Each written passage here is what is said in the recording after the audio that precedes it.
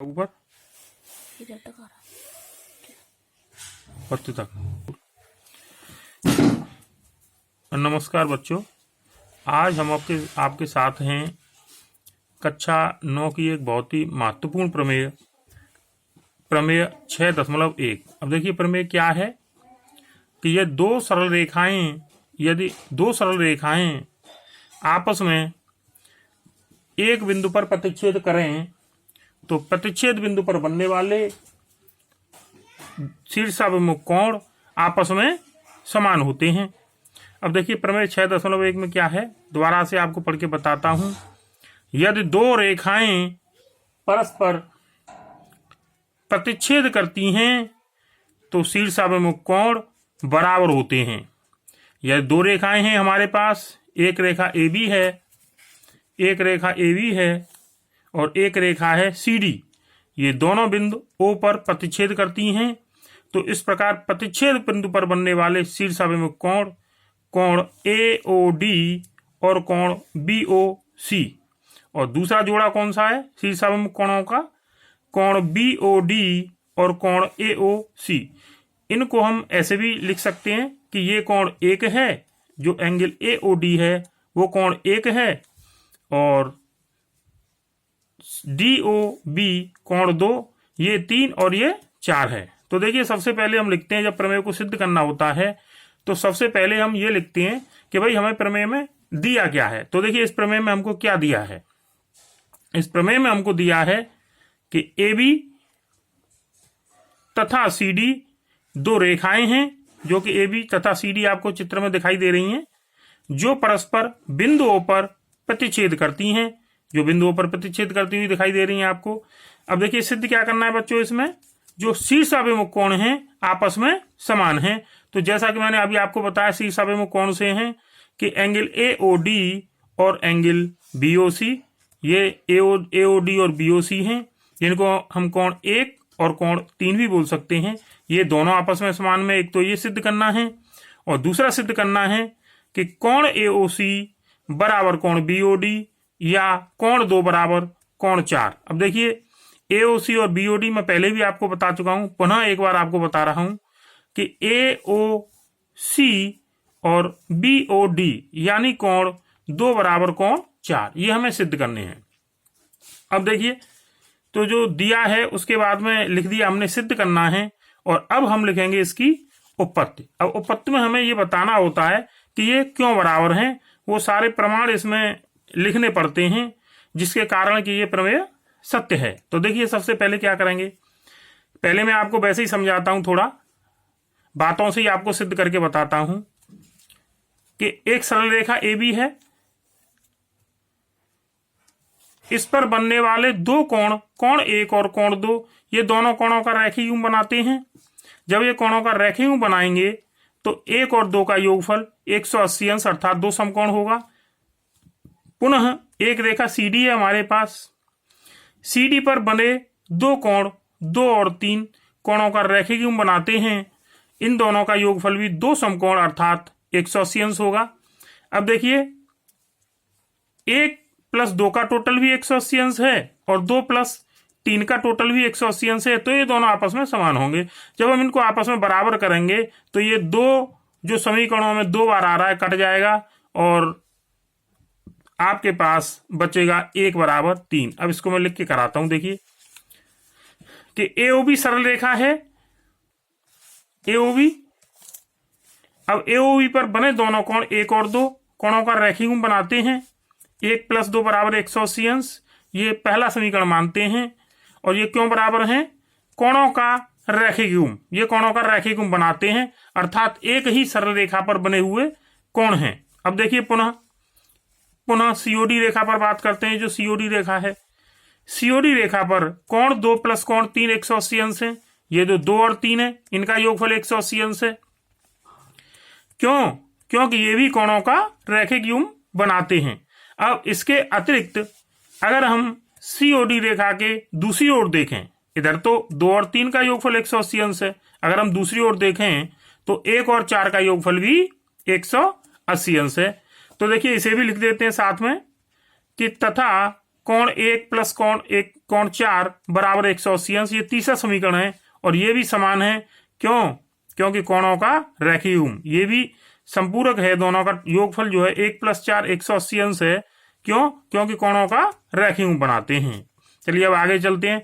तो देखिए सबसे पहले पहले और दूसरे समीकरण को हम लेंगे।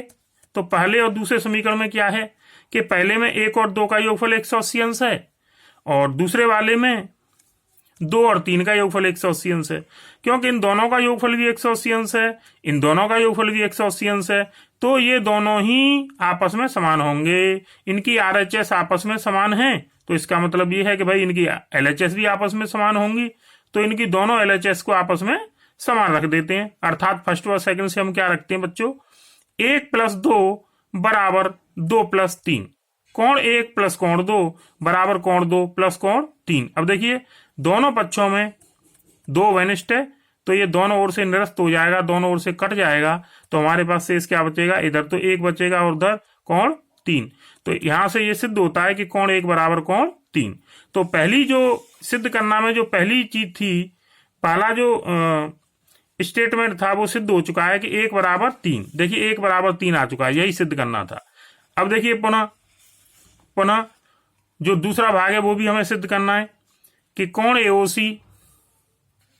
AOC बराबर कोण BOD यानी 2 बराबर 4। अब इसको सिद्ध करने के लिए हम समीकरण पहले और समीकरण तीसरे को लेते हैं। तो पहले और तीसरे समीकरण में क्या है देखिए, फर्स्ट व थर्ड में